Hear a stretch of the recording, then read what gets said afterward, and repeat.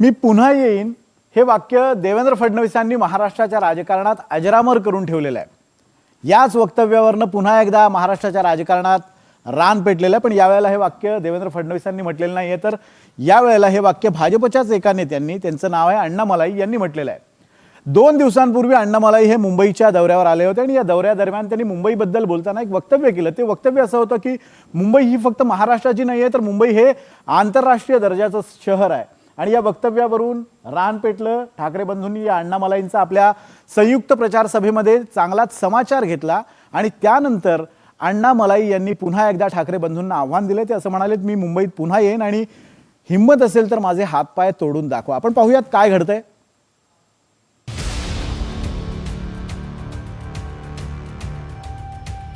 अण्णा मलाई वर्सेस ठाकरे बंधू पार्ट 2। मुंबई महाराष्ट्रापासून तोडण्याचा डाव, ठाकरेंचा घणाघात। अण्णा मलाई म्हणतात, मी मुंबईत पुन्हा येईन।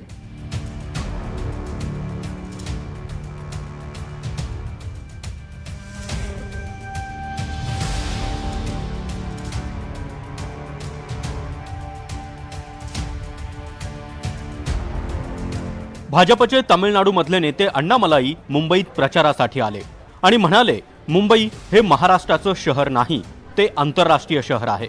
At the center, Devendra Fadnavis at the state, and the BJP mayor and BMC. Because Bombay is not a Maharashtra city; it is an international city, and this city has got a budget of 75,000 crore, not a small money. Chennai's budget is 8,000 crore. Bangalore is 19,000 crore. You need good people sitting in the administration to manage the finance. अण्णा मलाईंच्या याच वक्तव्याचा ठाकरे बंधूंनी जोरदार समाचार घेतलाय। त्यांना साथ दिली ती शरद पवार गटाच्या जयंत पाटलांनी। काल परवाकडे कोणतरी एक तामिळनाडूमधून रसमलाई आली होती, तो सांगतो मुंबईचा आणि म्हणजे महाराष्ट्राचा संबंध काय याचा।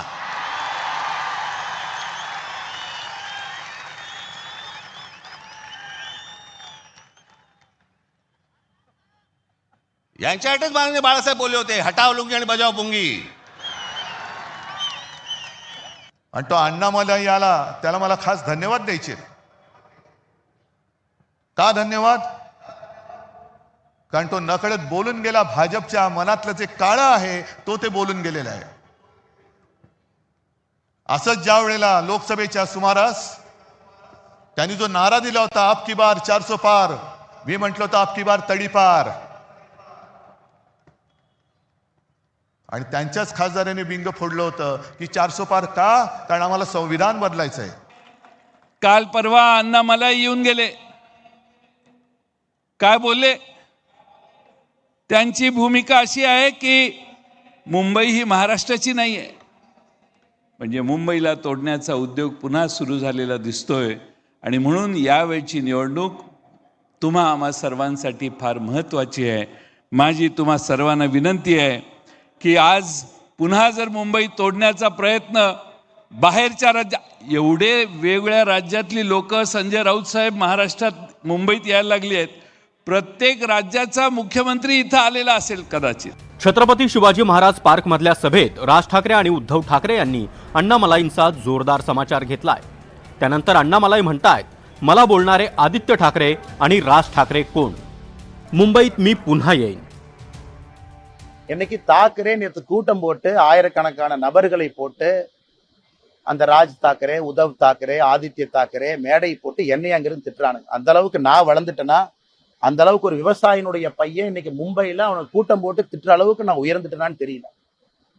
அதனால இந்த பாலா சாஹேப் தாக்கரே அவர்கள் மீது மிகப்பெரிய மரியாதை நான் வைத்திருக்கின்றேன்।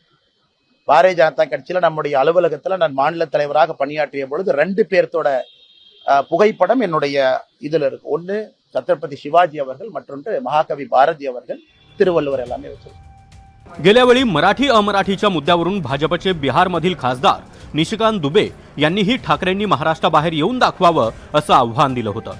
त्याही वेळी राज ठाकरेंनी दुबेंना डुबे डुबे के मारेंगे असा इशाराच दिला होता। आता दक्षिणेकडचे भाजपचे नेते अण्णा मलाई विरुद्ध ठाकरे असा सामना रंगलाय। आता प्रचार संपायला काही तासच शिल्लक राहिलेत।